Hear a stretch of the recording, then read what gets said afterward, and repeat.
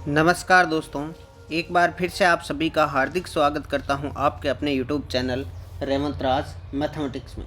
दोस्तों, इस video lecture में हम बात करने वाले हैं रीट एग्ज़ाम 2021 के लिए साइकोलॉजी के एक इम्पॉर्टेंट टॉपिक जो कि बहुबुद्धि का सिद्धांत कहलाता है, हार्वर्ड गार्डनर। साथियों, एक क्वेश्चन यहाँ से हर भर्ती परीक्षा में आ रहा है और वेरी इंपॉर्टेंट टॉपिक है। इससे संबंधित जितने भी क्वेश्चन बन रहे हैं उन सबको इस वीडियो में देखने वाले हैं, तो वीडियो को कर दीजिए लाइक, और यदि आप चैनल पर फर्स्ट टाइम विजिट कर रहे हैं तो कर लीजिए सब्सक्राइब। चलिए दोस्तों, इस टेस्ट को शुरू करते हैं, और आपके कितने सही होते हैं वो आपको लास्ट में कमेंट बॉक्स में कमेंट करके ज़रूर बताना है। तो पहला क्वेश्चन आपके सामने है कि गार्डनर ने अपने बहुबुद्धि सिद्धांत में कितने संशोधन किए हैं। बहुबुद्धि सिद्धांत में कितने संशोधन किए हैं? 7, 9, 2 या 4। तो साथियों, यहाँ पर जो राइट आंसर होगा वो हो जाएगा आपका ऑप्शन नंबर 3। अभी तक उन्होंने 2 परिवर्तन किए हैं, 2 संशोधन किए हैं। एक किया था 1998 में, उसमें प्रकृतिवादी बुद्धि जोड़ी गई थी, और एक किया गया था 2000 में, उसमें अस्तित्ववादी बुद्धि जोड़ी गई थी। तो आपका तीसरा ऑप्शन करेक्ट आंसर हो जाएगा। अगला है, एक बालक जिसकी संसार की शुद्धता से प्रत्यक्षीकरण करने की क्षमता अधिक होती है, उसमें कौन सी बुद्धि अधिक है? भाषाई, संगीत, अंतः व्यक्ति बुद्धि या स्थानिक बुद्धि। 4 विकल्प आपके सामने हैं।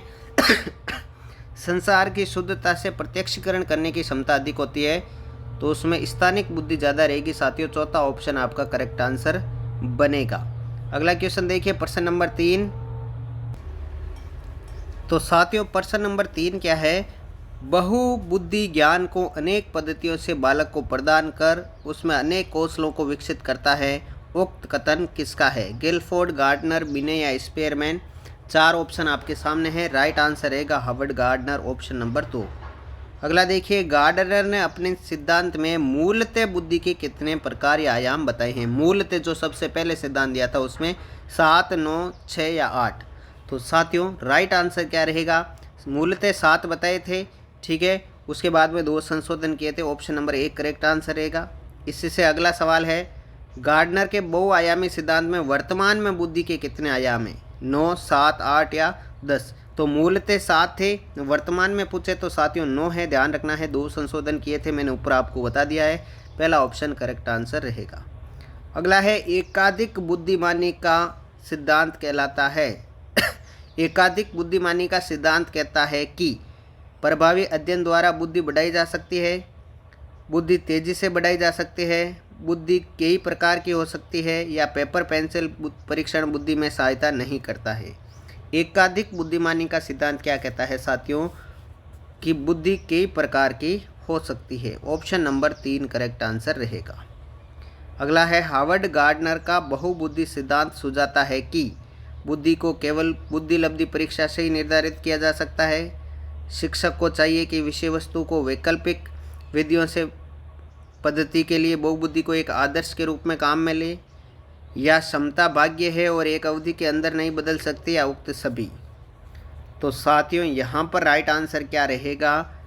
हार्वर्ड गार्डनर का बहुबुद्धि सिद्धांत यह सुझाता है कि शिक्षक को चाहिए कि विषय वस्तु को वैकल्पिक विधियों से पद्धति के लिए बहुबुद्धि को एक आदर्श के रूप में काम में ले। Option number 2 correct answer. प्रश्न नंबर 8 देखिएगा, निम्न में से कौन सा आलोचनात्मक दृष्टिकोण बहुबुद्धि सिद्धांत में संबंधित नहीं है? आलोचनात्मक दृष्टिकोण बहुबुद्धि सिद्धांत से संबंधित नहीं है। प्रश्न नंबर 8 आपके सामने है। 4 विकल्प आपको दिए गए हैं, तो आप राइट आंसर बता सकते हैं कौन सा रहेगा यहाँ पर कि आलोचनात्मक दृष्टिकोण से बहुबुद्धि सिद्धांत से संबंधित नहीं है।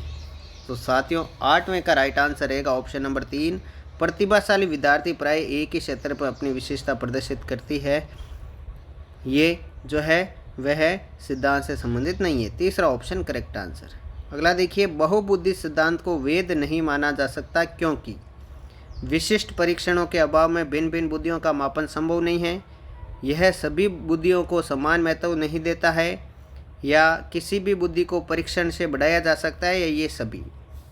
तो साथियों, बहुबुद्धि सिद्धांत को वैध नहीं माना जा सकता क्योंकि विशिष्ट परीक्षणों के अभाव में भिन्न भिन्न बुद्धियों का मापन संभव नहीं है। ऑप्शन नंबर 1 करेक्ट आंसर बनेगा।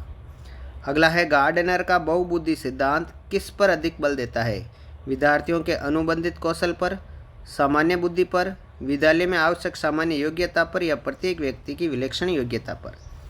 तो गार्डनर का बहुबुद्धि सिद्धांत किस पर बल देता है? प्रत्येक व्यक्ति की विलक्षण योग्यता पर। ऑप्शन नंबर 4 करेक्ट आंसर बनेगा। अगला है बहुबुद्धि सिद्धांत का प्रत्यय इंगित करता है किसको? 4 विकल्प आपके सामने है साथियों। बहुबुद्धि सिद्धांत का प्रत्यय किसको इंगित करता है साथियों? यहाँ पर जो राइट आंसर रहेगा वह तीसरा ऑप्शन रहेगा। गणित और भाषा जैसे परंपरागत विषयों के अलावा अन्य विषयों एवं क्षेत्रों में भी बालक की उपलब्धि की प्रशंसा की जानी चाहिए। ऑप्शन नंबर 3 बिल्कुल सही है।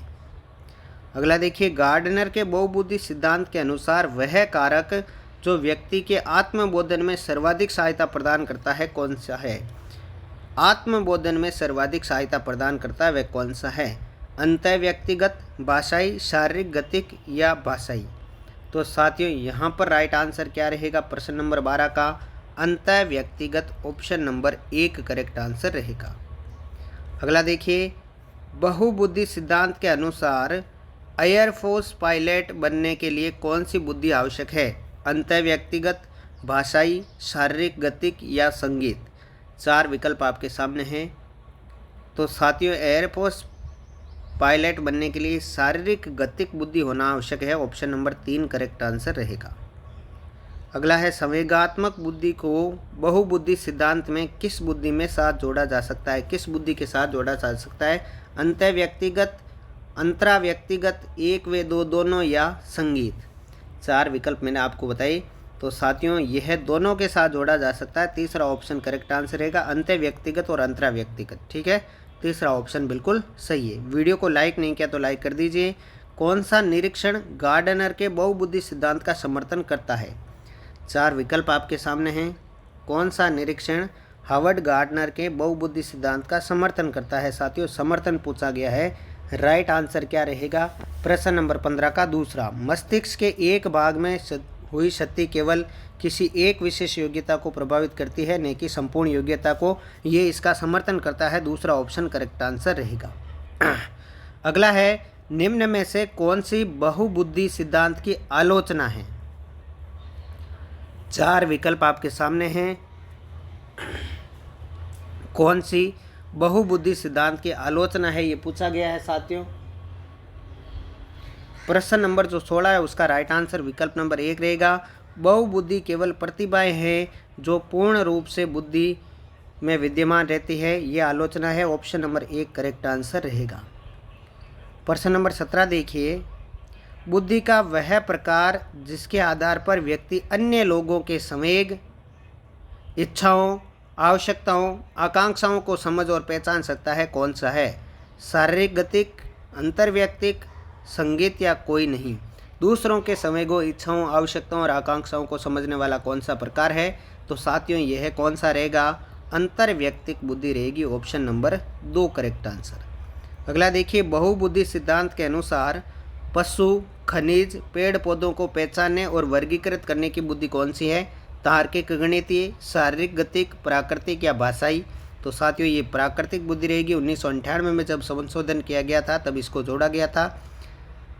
तीसरा ऑप्शन करेक्ट आंसर है।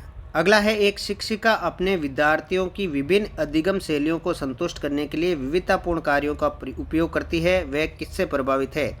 जीन पियाजे, कोहलबर्ग, वाइगोत्स्की या गार्डनर? तो साथियों विभिन्न अधिगम शैलियों को संतुष्ट करने के लिए विविधतापूर्ण कार्यों का उपयोग करती है, गार्डनर से प्रभावित है निश्चित रूप से। चौथा ऑप्शन करेक्ट आंसर बनेगा। अगला है, किस बुद्धि के आधार पर व्यक्ति मिलते जुलते संवेगों जैसे उदासी व पछतावा तथा भय और डर में अंतर कर सकता है? अंतर व्यक्तिगत, अंतरा व्यक्तिगत, एक व दो दोनों या संगीत बुद्धि? तो साथियों व्यक्ति मिलते जुलते संवेगों में जो है अंतर व्यक्तिगत बुद्धि के आधार पर अंतर कर लेता है। पहला ऑप्शन करेक्ट आंसर रहेगा। अगला है, सही कथन का चयन कीजिए। बुद्धि एकांकी न होकर बहुआयामी है, प्रत्येक बुद्धि आपस में स्वतंत्र है, प्रशिक्षण व अधिगम से किसी एक बुद्धि को बढ़ाया जा सकता है, या ये सभी? तो साथियों ये सभी कथन सही है। ऑप्शन नंबर 4 करेक्ट आंसर रहेगा। तो साथियों, हार्वर्ड गार्डनर के पिछली भर्ती परीक्षाओं में 21% जो थे हमने आए हुए सिलेक्ट किए। 21 में से आपके कितने सही हुए आप ज़रूर बताएं। क्या इसी प्रकार छोटे छोटे पार्टों में सभी टॉपिकों को क्लियर करवाया जाए? आप अपना सुझाव ज़रूर दीजिएगा। वीडियो को ज़्यादा से ज़्यादा लाइक करें, शेयर करें, कमेंट करें।